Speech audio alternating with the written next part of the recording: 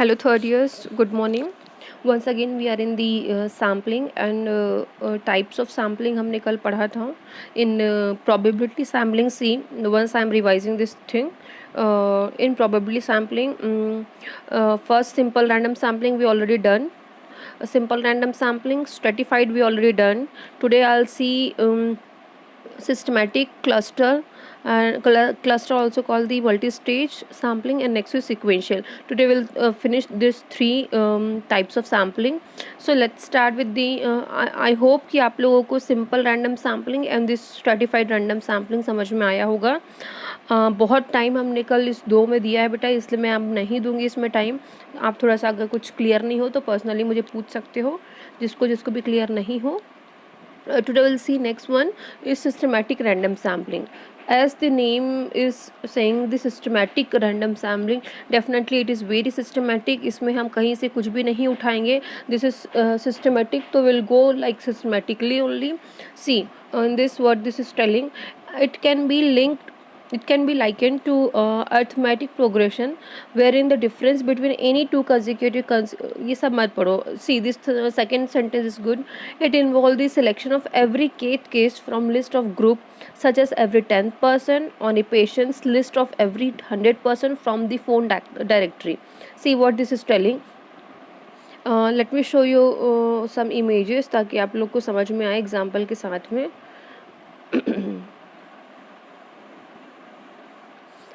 See, this is systematic sampling. Selecting unit or a person after regular interval. Understand? मतलब regular interval से ही आपको select करना है. जैसे see here, what the researcher is doing, every third he is selecting. जैसे first second drop किया, third he is selecting. Again first second drop किया, again third he is selecting. Again first second drop करके again third he will select. देखो again after two it selected third, after two selected third, after two selected third. Understand? तो this is called the systematic sampling. मतलब हम not only third लेना है, it is अगर आप fifth ले रहे हैं तो you will take the fifth one only. Understand? इसलिए इसको सिस्टमैटिक बोलते हैं. See this is the next example for the systematic sampling. See it would be better. See, in this what the researcher has done, researcher has took the eighth element. Understand? तो eighth वाला category को उनको चाहिए. Eighth he took, तो again here he took 28, again he took 48. It's his choice. Understand? वो उसकी choice है कि every eighth he is selecting. Now next is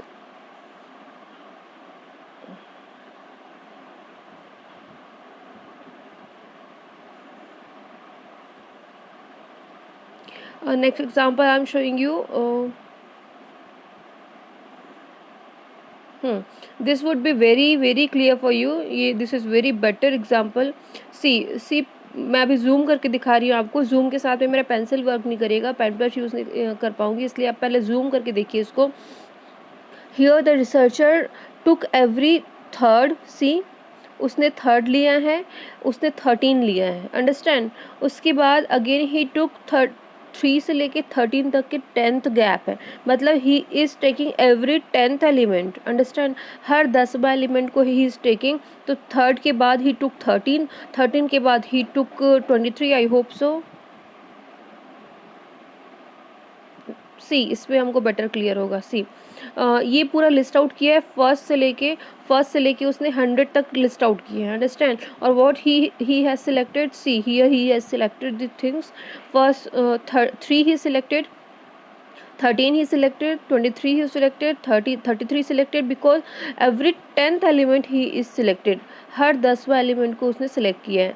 3, 13, 23, 33. वो हर फिफ्थ को भी कर सकता है, हर 33 थर्ड को भी कर सकता है. Understand? This is called systematic. अगर वो एवरी 10th को ले रहा है तो हर 10th को ही लेना पड़ेगा. वो बीच में 23 को ना लेके 24 नहीं ले सकता है. This is called the systematic sampling. Understand? Systematically सारे पॉपुलेशन को वो गैदर करके उसको लिस्ट आउट करेगा। जैसे इसमें आप देख पा रहे हो उसको सारे, दिस इज़ होल पॉपुलेशन, 1 से लेके 100 तक के पूरे पॉपुलेशन है। अगर आपके पास 500 स्टूडेंट्स हैं कॉलेज में, तो you will take all the 500 students name list in a computer और इन ए पेज और वटेवर और कोडिंग, आप जो भी उनको देना चाहो। And then after you will categorize them 1 to 100, 1 to 500, and now you will select the, if you would like to have जितना आपका सैम्पल साइज होगा आप उस तरीके से सिलेक्ट करोगे। जैसे 500 सैम्पल में अब आपको मान लो 50 लेना है, तो आप कितना कितना गैप करके लोगे तब आपको 50 सैम्पल मिलेंगे। That is your calculation that you have to do, understand. तो this is called the systematic random sampling. Next will सी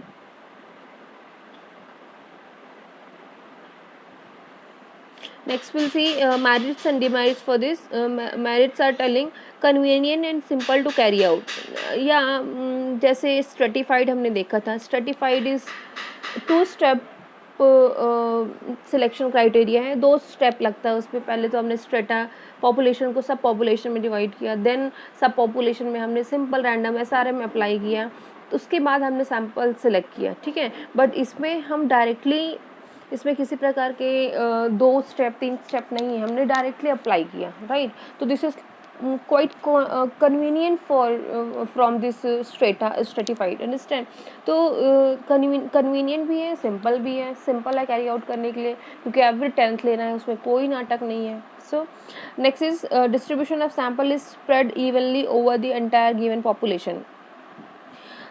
इसका बेनिफिट ये है कि जितना भी एंटायर पॉपुलेशन है वो all that entire population definitely given equal chance to everyone, but सारे को हम एक साथ ही स्प्रेड करके एक साथ ही डिस्ट्रीब्यूशंस कर देते हैं, तो it is more convenient for researcher. Less cumbersome, time consuming and cheaper, definitely time consuming, less time consuming है, टाइम कम लगता है, फटाफट आपका सिलेक्ट हो जाएगा। चिपर है और ना कम ज़्यादा कम्बरसम्स नहीं है, प्रॉब्लम्स ज़्यादा, एरर्स ज़्यादा नहीं आते हैं। Next demerits are, if first subject is not randomly select, if first subject is not randomly select then it become a non random sampling technique. if subject is not randomly selected, see सही बोल रहा है ये sentence क्योंकि हम we are in the probability sampling technique पढ़ रहे हैं, और हम इसमें जैसे ये एग्जांपल मैंने आपको दिया था, आपने देखा होगा। इस एग्जांपल में देखो, जैसे हम 3rd से लेके 13 तक शुरू कर रहे हैं। अब हमारा इसमें से फर्स्ट और सेकंड जो है, 1 और 2 सैंपल जो है वो तो उनका तो कोई यूज़ ही नहीं हुआ ना, तो this is the demerits of this sampling, ठीक है। तो ये सेंटेंस यही बोल रहा है, if the first subject is not randomly selected, अगर आपको सिलेक्ट करना है तो आपको फर्स्ट से ही सिलेक्ट करना है, नहीं तो ये इसका डीमेरिट्स कहलाएगा, ठीक है। Sometimes this may result in biased sample. Biased कैसे होगा मैंने बताया था, if you are selecting every 5th every 7th तो you need to select every 7th only, नहीं तो बायस्ड हो जाएगा वो। और कभी कभार मान लो 500 पॉपुलेशंस है, मान लो 100 पॉपुलेशन है और आपका 10 सैम्पल आपको 100 पॉपुलेशन में लेना है, तो आपको कितना गैप दे के लेना पड़ेगा, 10 का गैप दे के लेना पड़ेगा, ठीक है। और आप वहाँ पे क्या कर एवरी 5th गैप दे के ले रहे हो, तो कितना सैम्पल हो जाएगा, वो 20 सैम्पल हो जाएगा, तो वो फिर बायस्ड हो जाएगा, वो उसमें टेक्निकल प्रॉब्लम्स आएंगे। इसलिए these are the demerits of the this sampling. If sampling frame has non randomly, this sampling technique may not be appropriate to select representative samples, definitely। अगर आप सैम्पलिंग फ्रेम को non randomly अगर रखे हो, proper नहीं रखे हो, तो ये जाके आपको प्रॉब्लम क्रिएट कर सकता है। तो these are the demerits of this sampling, systematic sampling technique. Next will see cluster और multi stage. This two name cluster और मल्टी स्टेज से समझ में आ रहा है, देयर विल बी 2-3 स्टेजेस, तब जाके हम सैम्पल सेलेक्ट कर पाएंगे। क्लस्टर मीन्स होता है जैसे grasps cluster, understand,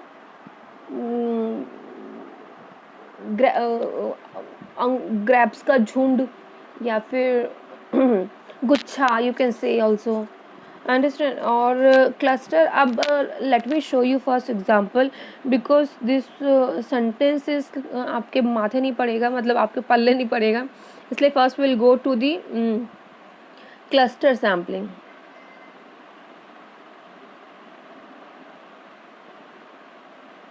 See, this would be very clear for you.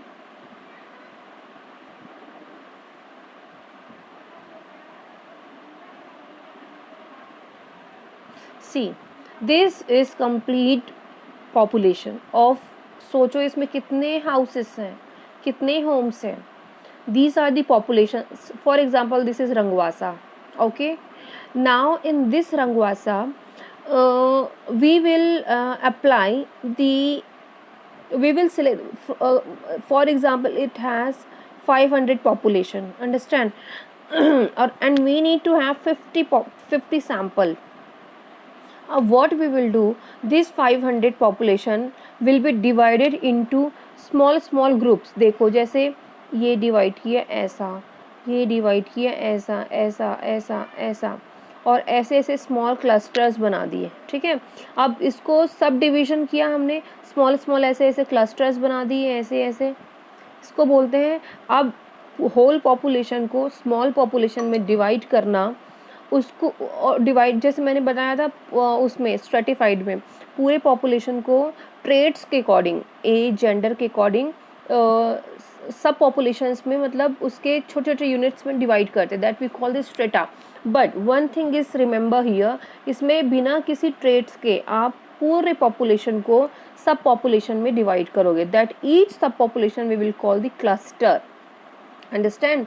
And from the each cluster, from each cluster you will apply the, either you will apply the systematic random sampling or you will apply the simple random sampling, understand। This is called the cluster। Now let me read once। It is done with when simple random sampling is almost impossible because of the size of the population। definitely ये जब simple random sampling हम नहीं कर पाते हैं इतने सारे लोगों में, तब जाके हम ये cluster sampling यूज़ करते हैं। Cluster sampling means random selection of sampling unit consisting of population elements, then from each selecting sampling unit a sample of population element is drawn by either simple random selection or the stratified random selection। This method is used in cases where the population elements are scattered over a wide area. It is impossible to obtain a list of all elements। The important thing to remember about this sampling technique is to give all the clusters equal chance of being selected। Yes, this is the important thing जो मैं आपको skip की हूँ, is जैसे ही आपने cluster बनाया cluster, जैसे cluster sampling means random selection of sampling unit consisting of population। See, मैंने आपको इसमें क्या बताया था, this whole population को हम क्लस्टर्स में डिवाइड किए, अंडरस्टैंड। और उसके बाद हर एक, for example it is have 5-10 clusters में हमने इनको डिवाइड किया, and we will give this all clusters equal chance to be selected. ऐसा नहीं कि हमने 2 क्लस्टर्स को हटा दिया और फिर उसमें से हमने सिलेक्ट किया, ऐसा नहीं करना है। अगर आपके पास 500 पॉपुलेशन है तो आप इसमें सिंपल रैंडम सैम्पलिंग अप्लाई करके हर क्लस्टर को इक्वल चांस दोगे सिलेक्ट होने का, अंडरस्टैंड। और इसमें आप सिस्टमेटिक नहीं यूज़ करना है, और इसमें आप स्ट्रेटिफाइड भी यूज़ कर सकते हो। अब स्ट्रेटिफाइड कब यूज़ करोगे, आप 500 पॉपुलेशन में आप सिंपल रैंडम सैम्पलिंग कर सकते हैं, but if you have 5 lakhs और 5000 पॉपुलेशन, तब आप उसमें क्या करोगे, आप क्लस्टर सिलेक्ट करोगे। From each cluster you will apply this stratified random sampling, क्योंकि स्ट्रेटिफाइड रैंडम सैम्पलिंग वो सैम्पलिंग है जो क्लस्टर्स को और छोटे छोटे टुकड़ों में काटेगा, मतलब छोटे छोटे टुकड़ों, मतलब उसके और सब पॉपुलेशंस बनाएगा, तब जाके उसमें हम सिंपल रैंडम सैम्पलिंग अप्लाई, ऐसे कर करके हम मल्टी स्टेजेस कर करके सैम्पल सिलेक्ट करते हैं, that we call the cluster sampling, understand। Now next we'll see merits and demerits of this thing। और हमेशा ध्यान रखना cluster sampling is for only for the large geographical area. Large geographical area में ही हम cluster samplings को use कर सकते हैं। Next, merits are it cheap, quick and easy for a large population. But large population के लिए ही cheap और इजी है। अंडरस्टैंड, चीप इजी इसलिए है क्योंकि इतने सारे पॉपुलेशंस का more than 5000 more than 10,000 population को आप सिंपल रैंडम सैम्पलिंग या फिर सिस्टमेटिक में ये सब कर नहीं सकते हो। इसलिए this is very easiest for the large population. Large population के लिए इससे अच्छा और कुछ नहीं है। Large population can be studied and require only list of the members. Large population के लिए आपको क्या करना है, जैसे ही आपने उसको सब क्लस्टर्स बनाया, सब पॉपुलेशंस बनाया, देन आप उसमें से लिस्ट रेडी कर सकते हो, उसको और छोटा कर दिया आपने, तो ये उसके मेरिट्स होंगे। Investigators to use existing division such as district, village, definitely अगर आप इंदौर जोन को ले रहे हो, मान लो एग्जाम्पल फॉर एग्जाम्पल, तो you will divide that in Indore there are various area like Vijaynagar, like Palasia, तो आप ऐसे क्लस्टर्स बना दोगे। अंडरस्टैंड, इंदौर को कंप्लीट इंदौर पॉपुलेशन को आप क्लस्टर्स में डिवाइड करोगे, तो ये छोटे छोटे क्लस्टर्स निकल जाएंगे आपको, विजयनगर, खजराना, बंगाली एंड पिपलियाना, ये दीज आर दी क्लस्टर्स बन जाएंगे। From each cluster you will apply the simple. अगर फिर भी आपको लग रहा है कि बंगाली बहुत बड़ा एरिया है जहाँ मोर देन 2000 पॉपुलेशंस रहते हैं, तो you will apply this stratified random sampling. Understand? So next we'll see the same sample can be used again for study। हाँ डेफिनेटली सेम सैम्पल हम इसमें स्टडी में यूज़ कर सकते हैं। Demerits are this technique is the least representative of the population. हाँ देखो, example ये बहुत अच्छा है। For example you are doing research in the complete Indore and you took the Bengali square people, you took the Bengali square people for the selection, understand, and Bengali square में से you took at around 1000 population, 5000 का population मान लो, उसमें से आपने 1000 members आपने select किया, but that all 1000 members are can't be the representative। जैसे आप इंदौर नर्सिंग कॉलेज के 500 में से एक क्लास या 5 स्टूडेंट्स लेते थे, तो वो रिप्रेजेंटेटिव्स होते हैं। अब क्या 1000 लोग रिप्रेजेंटेटिव होंगे? नॉट एट ऑल, नहीं हो पाएंगे। Next is possibility of high sampling error. इससे बहुत ज़्यादा, क्योंकि पॉपुलेशंस बहुत हैं, बहुत मल्टी स्टेजेस हैं, तो there is a chance of error. Understand, this technique is not at all useful, क्योंकि हमारे नर्सिंग में हम इतने लार्ज पॉपुलेशन के साथ में बहुत कम स्टडी करते हैं, इसलिए ये यूज़फुल कम है। Next is sequential. we'll see। Sequential means this is quite different from others. ठीक है, थोड़ा सा अलग है ये। सिक्वेंशियल में एक एग्जांपल देती हूँ आपको, जैसे first you read this method is sample selection, this method of sample selection is slightly different from others, here the sample size is not fixed, the investigator initially selects small sample and tries out to make inferences। देखो इसमें क्या करते हैं, इसमें जैसे पहले हम हर sample select करने से पहले हमारा सैम्पल साइज डिसाइड होता है कि हमको 50 लेना है, 60 लेना है, तो उसके बाद ही हम सैम्पल सिलेक्ट करते हैं। बट यहाँ पर क्या होता है, इन्वेस्टिगेटर या रिसर्चर पहले से कोई भी सैम्पल साइज डिसाइड करके नहीं रखता है, वो अपने रिसर्च के अकॉर्डिंग ही सैंपल लेता है। जैसे पहले वो क्या करेगा, 5 सैंपल लेगा, ठीक है, 5 सैंपल लेके वो पूरे प्रोसेस करने के बाद वो सोचेगा कि 5 सैंपल में ही मेरा रिज़ल्ट अच्छा आ जाए, बट रिज़ल्ट फिर भी इन्फ्रेंसेस फिर भी अच्छे नहीं आते, तो उसमें एडप्ट करता है, फिर से 10 उसमें एडप्ट करेगा सैंपल, फिर से इन्फ्रेंसेस निकालने की कोशिश करेगा, फिर भी सेटिस्फैक्ट्री और क्लियर कट इन्फ्रेंसेस नहीं निकलेगा, तो फिर उसमें वो 15 एडप्ट करेगा। तो ऐसे थोड़े करके वो एडप्ट करता है, जब तक वो इन्फ्रेंसेस क्लियर ना ही हो जाते और अच्छे रिजल्ट नहीं आ पाते, तब तक वो थोड़े अमाउंट में सैम्पल्स एडप्ट कर करके रिजल्ट निकालता है। तो this is called sequential sampling. Understand? So merits and demerits, यार this is quite different from others. So first, facilitate to conduct a study on best possible smallest representative sample. सबसे important merit सही है कि इसमें investigators जो होता है वो बहुत कम से मतलब मेहनत उसको शुरू में कम लगती है, स्मॉलेस्ट रिप्रेजेंटेटिव सैंपल लेता है, जैसे 5 लिया है तो 5 इज़ मोर गुड रिप्रेजेंटेटिव ना, 5 ज़्यादा अच्छे से रिप्रेजेंट कर पाएंगे. Next is helping in ultimately finding there influences. हाँ सी, हम हमारा टारगेट 50 होता है लेने का, जब हम बाकी करते हैं तब 50 टारगेट रहता है, बट इसमें उसका टारगेट 50 है ही नहीं, वो बहुत उसका अल्टीमेट फाइंडिंग से ही रहता है कि उसका रिज़ल्ट अच्छा आए, चाहे वो 5 सैंपल मिले. सोचो अगर 5 सैंपल मिले कि उसका रिज़ल्ट अच्छा आ जा रहा है तो उसमें क्या बुरा है, राइट? तो उसमें ज़्यादा मेहनत भी नहीं लगेगी. Next is demands are with the sorry with this sampling technique, it is not possible to study a phenomena, right, which need to be studied at one point of on a time. सी, मान लो आपको रंगवासा में आप study कर रहे हैं और आप रंगवासा के पेपर्स को आप क्या बार बार जाएंगे, अरे यार मेरे से एक ही बार में प्लीज़ एक बार और लेने दो सैम्पल, इज़ इट पॉसिबल? मतलब आप बार बार उस उनके इंस्टीट्यूट में उनके गांव में जाओगे, वो इरिटेट हो जाएंगे आपसे. आप कम से कम मोर देन 5 टाइम्स आप जा पाओगे अगर आपका इन्फ्लुएंसेस क्लियर नहीं होता है, तो क्या आपको इतना टॉलरेट करेंगे वो? Not at all. तो ये सूट नहीं करता है. Require repeated entire entries into the field to collect the sample.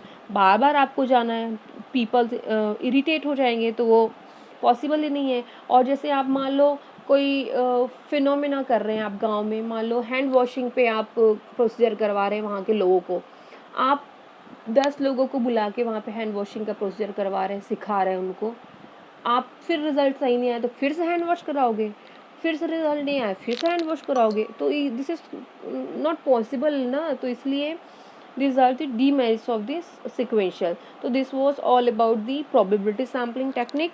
अब आप रिवाइज कीजिए, मेरे लेक्चर को पढ़िए, जहाँ पे भी कुछ भी डाउट आता है मुझे एक बार आप पूछ लीजिए. Thank you.